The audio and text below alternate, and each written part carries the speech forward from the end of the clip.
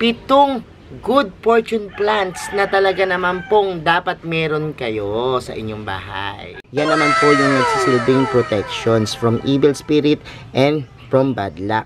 Pag lumabas na po yung puting bulaklak, dahil ang puting bulaklak po na ang paglalagas ng dahon ng jade plant ay simbolo ng pagsagip. Hello everyone! This is Sir Misunao, Mini Dino Park in Eco Garden, and welcome back sa ating YouTube channel. And for today's video, ano nga ba pag-uusapan natin? Maswerteng usapan po ito dahil ang pag-uusapan natin 7 good fortune plants na talaga naman pong dapat meron kayo sa inyong bahay. Dahil po itong mga halaman na to, bukod po sa magaganda na silang i-display na nakaka-attract ng positibong pananaw sa buhay, sila din po yung mga pinaniniwalaang nagbibigay ng senyales o simbolismo. Kapag lumabas po yung mga senyales na iyon, meron kayong matatanggap na magandang pangyayari sa inyong buhay or suswertihin kayo. So ano-ano nga ba yung mga halaman na yan? Malalaman nyo sa ating pagbalik. Kaya kung ready na kayo mga ka-MDP, tutok lang po.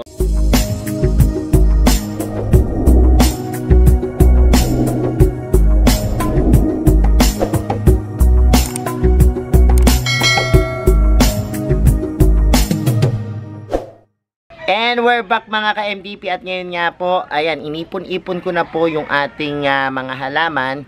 Meron po tayong 7 halaman dito, no? Para makita nyo po yung itsura, papakita ko po ng isa-isa at mas malapitan, ano? Para in any case na meron kayo nito, i-treasure nyo at tingnan nyo po yung mga something na nangyayari sa kanila, no? Dahil maaari pong sa pinakikita nilang senyales o mga development sa kanila, yun na po yung sign na kayo ay suswertehin. Tara, samahan nyo ako. Sa una nating halaman, ito pong jade plant, ano? Sinasabi po na ang jade plant ay magandang halaman para po sa mga nagninegosyo, sa mayroong mga pinaplanong karera, matutupad ang inyong kapalaran kapag halimbawang itong mga jade plant po ay talagang umusbong yung mga maliliit na dahon. Dahil yung pong pag-usbong po ng mga dahon ng jade plant, yan po yung sumisimbolo ng growth and prosperity, no? Dahil nga po dun sa kanilang bilog-bilog na dahon, yan po yung sumisimbolo at nagre-resemblance dun sa mga coins, ano, o pera.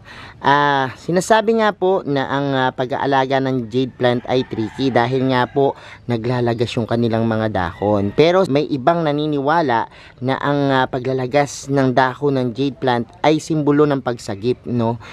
Kung halimbawa po ang inyong negosyo ay pabagsak or ang inyong kaperahan ay pabagsak, maaaring isagipin ng inyong jade plant ang inyong negosyo or ang inyong kapalaran sa pamagitan po ng paglalagas ng kanilang dahon. Parang nagiging sacrifice object yung ating halamang jade plant kapag nangyari yan. Pero yan po ay paniniwala lamang, ano, na talagang yung iba kaya bumibili lagi ng jade plant para in any case na talagang pasablay yung kanilang negosyo o pera, yan, may sasagip, ano. Ito pong jade plant, maganda at napakadali lang alagaan, ano. Sabi ko nga po, merong iba na hindi nakakabuhay dahil nga po iba yung klima, no?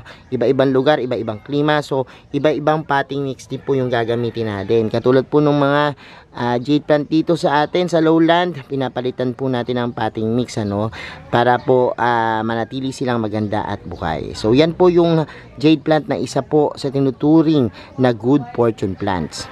Sa pangalawa naman po nating halaman, kapag nakakita po kayo ng ganyan yung parang malaplastic ang dahon, kulay green na talagang nagpapalamig sa mata, yan po ang peace lily.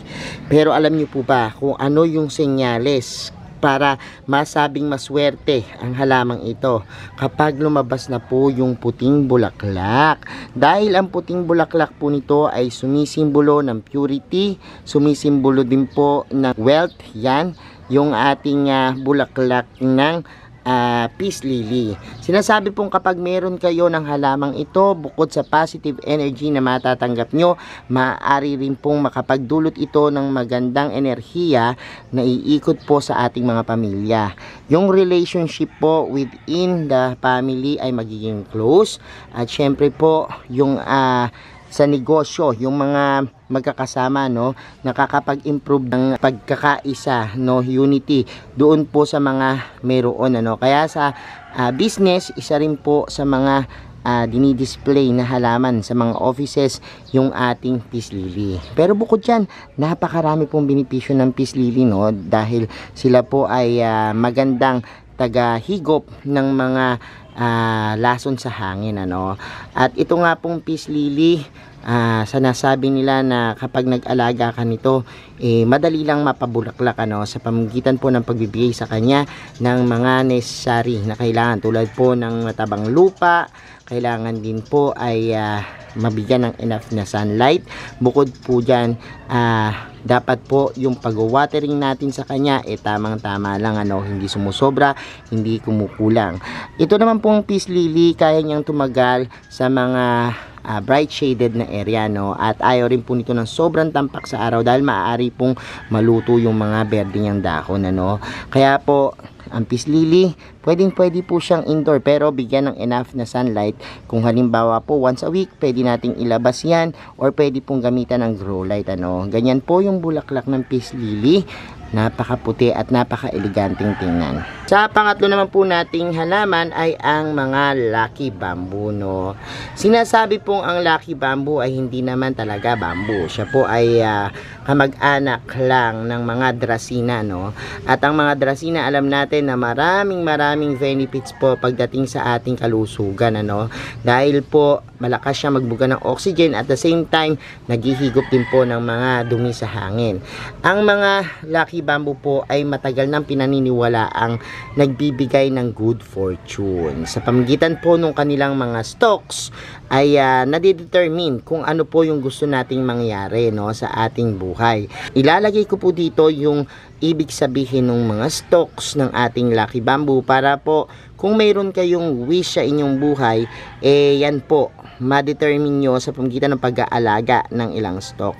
Sinasabi pong yung 4 na stalk iwasan natin dahil po ito ay bad feng shui, ano, at ang kahulugan po niyan is kamatayan. Kailangan po yung dinidisplay natin na bilang ay yung angkop po doon sa mga pangangailangan natin sa ating buhay, no.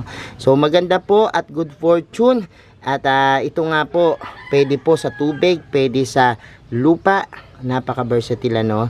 Meron po tayong ginawa din dyan vlog na yung pagdi-display ng lucky bamboo sa tubig ay meron din pong kahulugan, ano, dahil nire-represent niya yung 5 elements ng feng shui, ano. At yung pagtatali po ng red ribbon, yan din po, ano, maswerte yan dahil po yan yung fire elements, ano, kumbaga yung pulang ribbon. So ito po yung ating lucky bamboo, isa po sa good fortune plants. Sa pang-apat naman po ang mga snake plants. Ang mga snake plants po ay kilala sa pagiging top notcher plants pagdating sa iba't ibang benepisyo, no. Maganda pong ipang display, napaka-elegante, at isa po sa tinuturing na pinakamaswerteng halaman, ano, sa buong daigdig. Ito po patayo-tayo yung dahon niya, at yung pong kanyang upwards na growth, yun po yung sumisimbolo ng prosperity, no. At yan po yung mga tulis-tulis naman po sa kanyang pinakadahon, yan naman po yung nagsisilbing protections from evil spirit and from bad luck. Kaya po tinawag itong good fortune dahil kapag lumabas po yung pinaka bulaklak niyang ubod ng bango, yun po ay senyales na maswertihin kayo sa inyong buhay, ano.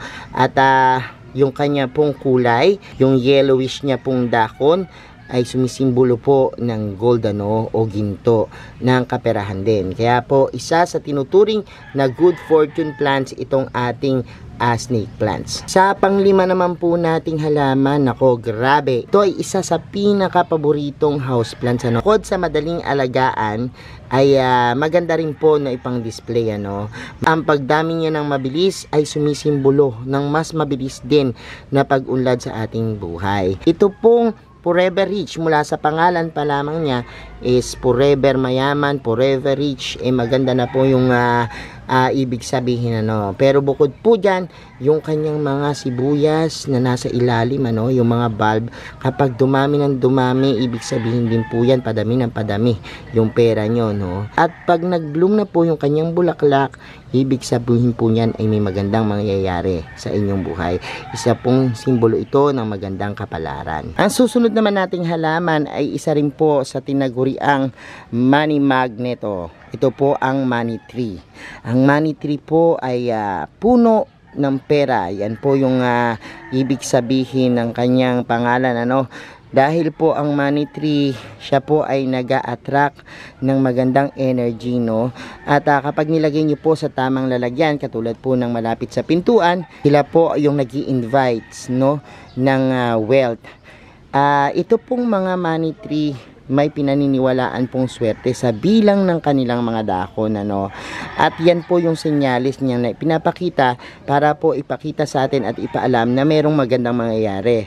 Ang bilang po ng 7 dahon ay maswerte po, ano, sa mga money tree. Katulad po nito, 1, 2, 3, 4, 5, 6, 7. Yan po ay maswerte na, no. Ang mga 6 na dahon po ay maswerte din po, no. Pero kung maka8 dahon po kayo, yan po yung pinaka-ultimate na swerte, no.